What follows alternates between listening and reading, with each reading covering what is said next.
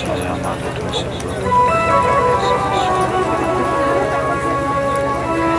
गुरु ब्रह्मा गुरु विष्णु गुरुदेव महेश्वरा गुरु साक्षात् परब्रह्म तस्मै श्री गुरुवे ध्यान मूलम गुरुमूर्ति पूजा मूलम गुरु पदम मंत्र मूलम गुरु वाक्यम मोक्ष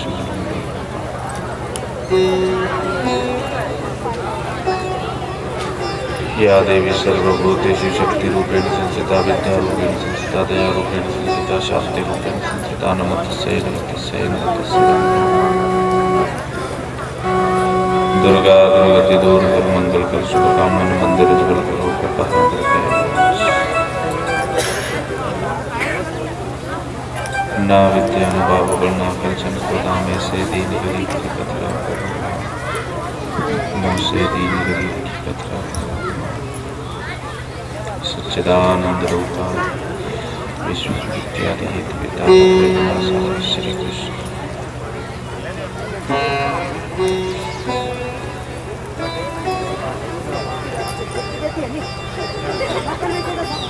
बोलो गोपाल कृष्ण भगवान की राजा रामचंद्र भगवान की खेड़ापति हनुमान जी महाराज की जगदम्बे मात की शंकर भगवान की सद्गुरुदेव भगवान की श्रीमद्भागवत महापुराण की व्यास जी महाराज की स्वामी महाराज की सूर्यनारायण भगवान की गंगा माई की नर्मदा माई की संत समाज की सरस्वती मैया की मोगल मात की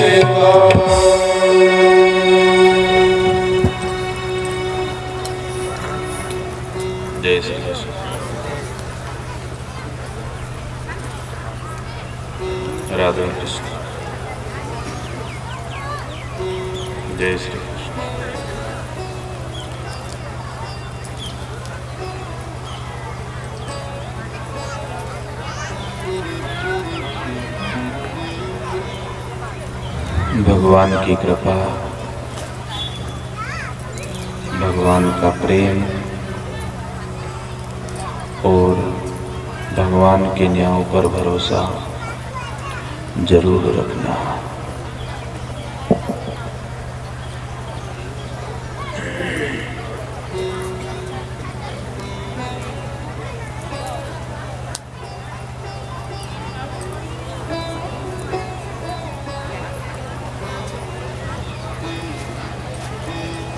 शुरुआत है।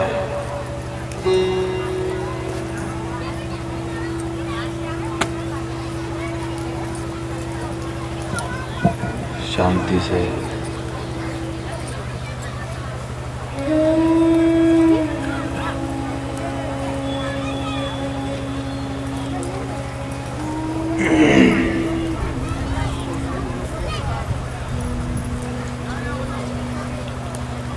हे दाता, हे प्रभु,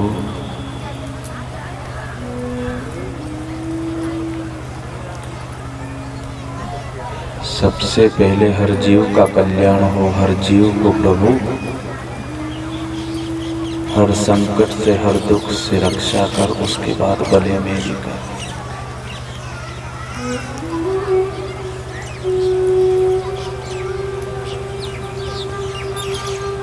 जब तक स्वार्थ छुपा है,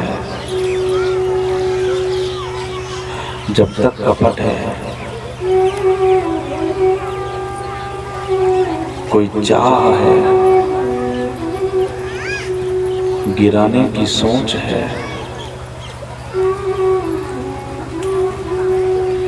पांचवें दिन की कथा में प्रवेश आपसे एक ही निवेदन है, अगर किसी को मदद साथ ना कर सको तो कोई बात नहीं, लेकिन किसी को गिराने की मत सोचना।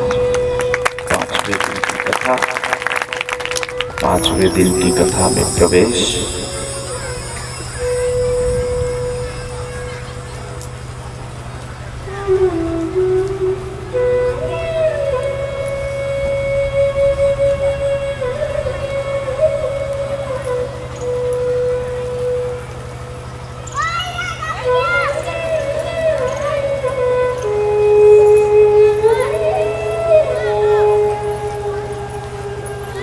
बिल्कुल मस्त होकर के सबको भूल जाए।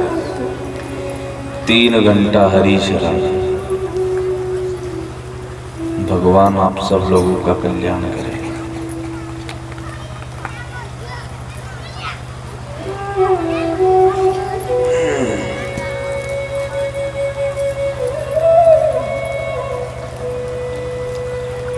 चाहती तो मीरा महल में रहने वाली,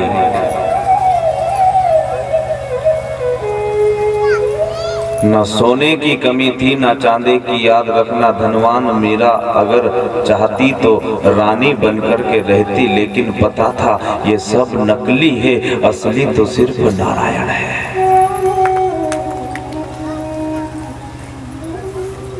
संग करूं तो गोविंद का,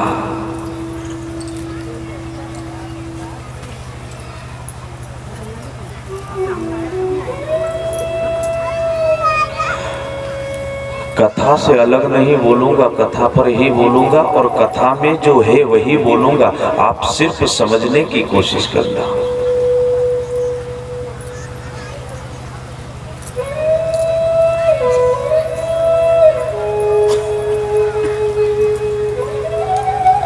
जब तक तुम्हारे अंदर ज्ञान होगा, याद रखना भक्ति होगी ही नहीं।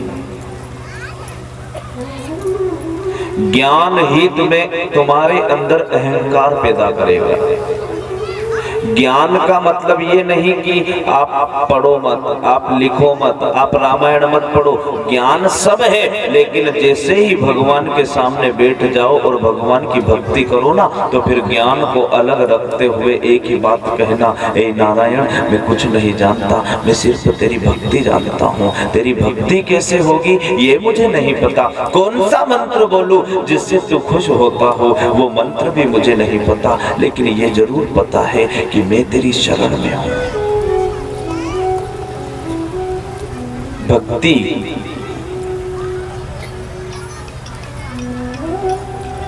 ज्ञान जब होता है ना बहन, तो वो ज्ञान आदमी को कहीं ना कहीं दुख देता है।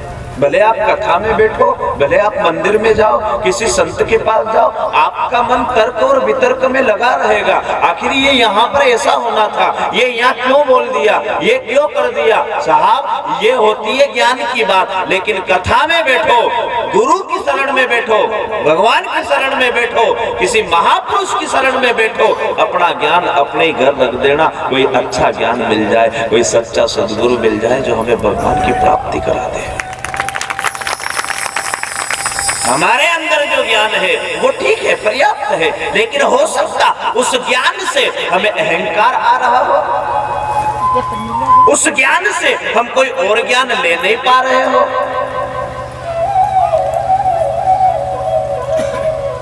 क्योंकि अहंकार आता है बे, मैं हूँ, मैं खुद ज्ञानी हूँ, मैंने बहुत कथा सुनी, मेरे को सब कथा आती है। लेकिन हो सकता कोई संत उन 3 घंटों में कथा की वजह कोई ऐसा शब्द कह दे जो तेरे जीवन में उतर जाए और तेरा जीवन सफल हो जाए।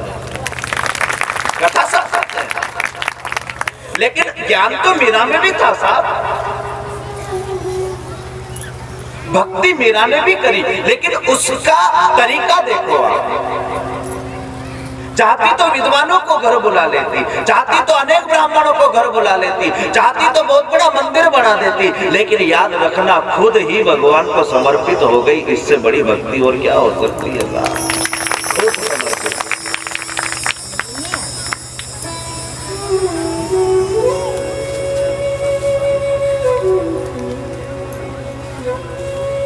समझ में माला तो तुम खूब फेरो, पर उन्हें माला फेरती फेरती में अगर ज्ञान नहीं जाए नहीं कि अपन तो बहुत बड़ी ज्ञानी है, तो फिर समझी जाए जो माला न कहीं आड़ा साहब लोग माला आधो मन माला में ना आधो मन जाड़ा में असो खेल ही जाए।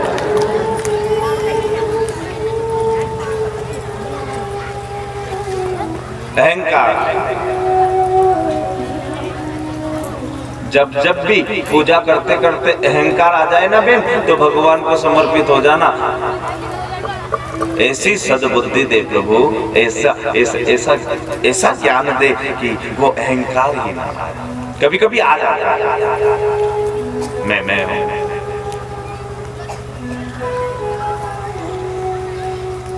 जनदन ज्यादा भक्ति कर लेने उन्दन सताया था, 5 किलो मिठाई कहीं चढ़ाई दी हनुमान जी क्या,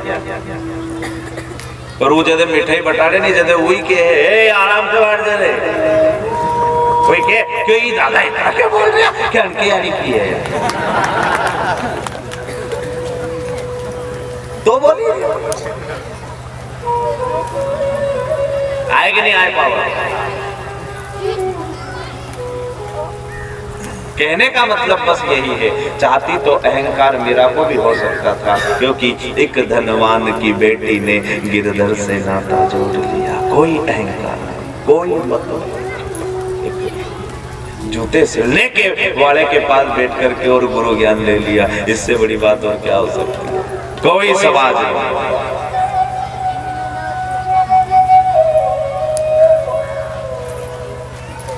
जब जब तुम भक्ति पर रहोगे, अटल रहोगे, पूर्ण विश्वास रखोगे, भगवान तुम्हारी रक्षा करेगा।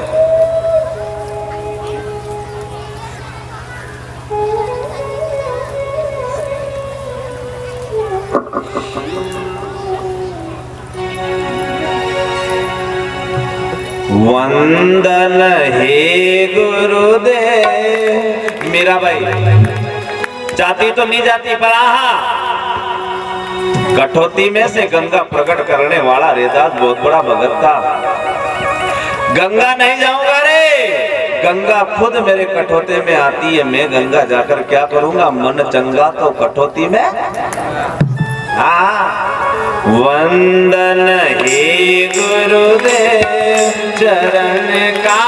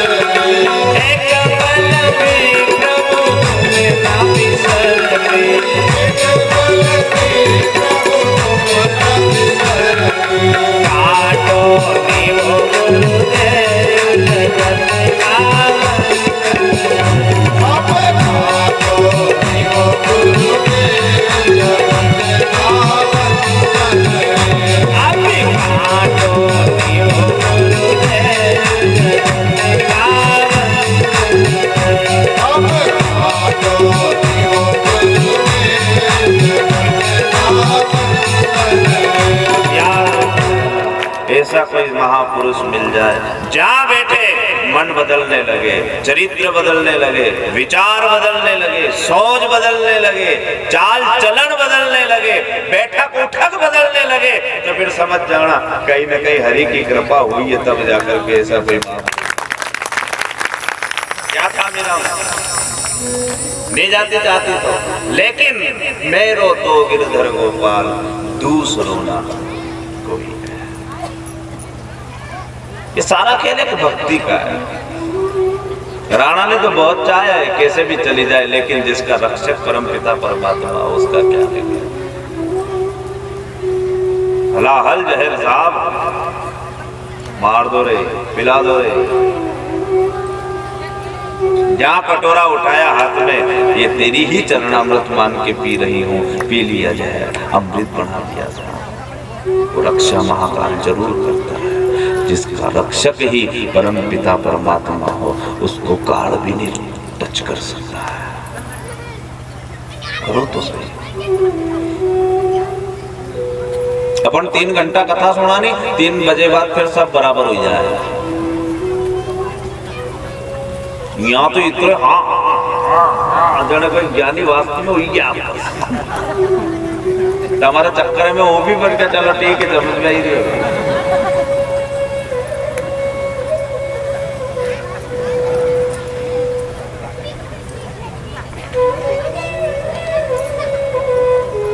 भक्ति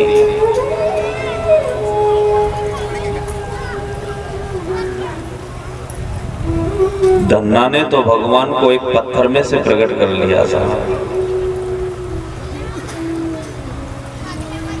छोटा सा धन्ना जाट।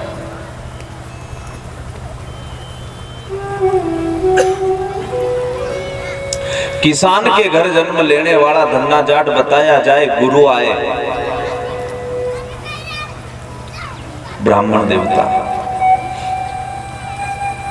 गुरु का नियम था सवेरे उठना और भगवान थे पास में, बताया जाए रोज पूजा करते थे। धन्ना जाट रोज देखता था, धन्ना को भी बड़ा मजा आता था। गुरु के चरणों को पकड़ लिया, गुरु एक काम करो ना, ये भगवान मुझे दे दो, मैं भी भगवान की सेवा करूंगा।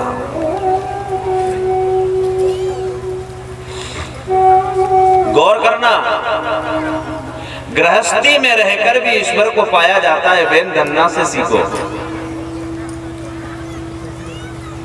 चाहता तो धन्ना घर छोड़ देता, चाहता तो धन्ना भगवान की सेवा ना करता, लेकिन मन लगा, हाँ गुरु के चरणों को पकड़ लिया, ये जो भगवान है ना, ये मुझे दे दो गुरु।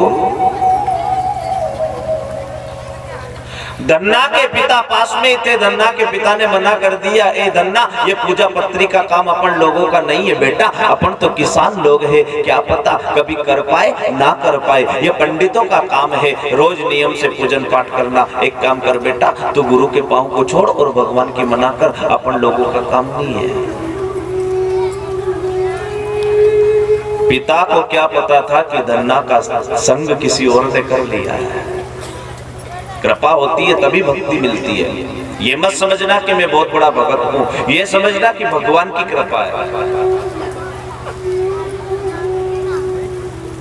कथा में तुम बैठे थोड़ी हो साहब, आपको बिठाया गया है। क्या औकात है हमारी कि हम बैठ जाए? एक फोन ऐसा आए कि उठ के चाड़ो पड़े, मजबूर हो जाए आदमी, दौड़ के भागना पड़े, लेकिन सबकी रक्षा करने वाला वो कृपालु सबकी रक्षा भी कर रहा है और आपको यहाँ पर बिठा के रखा है, तो आराम से कथा सुनो। यही तो सबसे बड़ी कृपा है।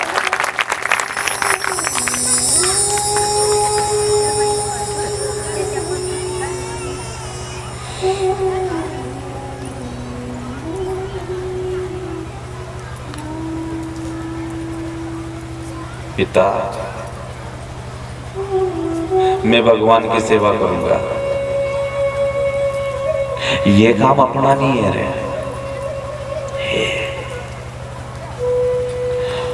गुरु के पीछे पड़ा, पिता ने गुरु की तरफ बोल दिया कि ठीक है आपके हिसाब से देख लो, पर भगवान मत दीजिए, पाप लागे, पूजा नहीं होएगा, यो आज कर लेगा काल नहीं करेगा। गुरु ने कहा धन्ना एक काम कर, तुझे भगवान चाहिए ना, मैं तुझे भगवान दूंगा, अभी थोड़ा सा रुक जा। गुरु नदी में गए स्नान करने के लिए, स्नान किया, बताया जाए नदी से एक पत्थर उठाया और झोली में रख लिया और धन्ना के घर आ गए। धन्ना इंतजार कर रहा था, गुरु आएंगे और भगवान देंगे। लगन थी, लगन लगन सब कहे, लगन करे ना कोई। नारायण की लगन में तन मन दीजिए कोई। हम लगन लगाते हैं, हमारी भी कोशिश रहती है कि लगन लगे, लेकिन हम उस मुकाम तक पहुंच नहीं पाते। क्यों? क्योंकि वहां पर हमारा स्वार्थ आ जाता है। धन्ना ने भगवान की सेवा पकड़ी, क्यों पकड़ी? कोई स्वार्थ था?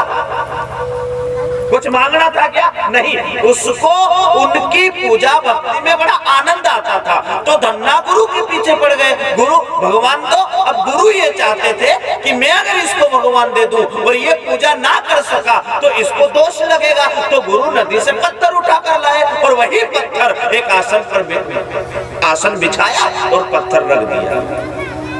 उनके जो भगवान थे वो नीचे रख दिए। धन्ना आया, गुरु भगवान की, ए धन्ना मेरे पास दो भगवान है, तुझे कौन सा भगवान चाहिए? धन्नो उलझी क्यों साहब?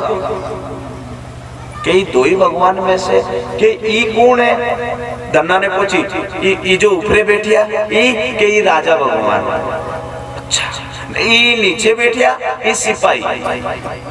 वो सिपाही को कहीं करो राजो ही तो नहीं। राजो कौन? जो नदी में से तोकिल लाए पत्थर, नी भी करेगा तो दोष नहीं लागेगा। गुरु भी यही चाहते थे कि ये नदी का पत्थर ही नहीं, उठा करके धन्ना को दे दिया। धन्ना ने क्या किया साहब? उनको एक कपड़े में बांध के गले में लटका लिया, एक सेकंड नहीं छोड़े भगवान। इसे कहते हैं आत्मिक प्रेम।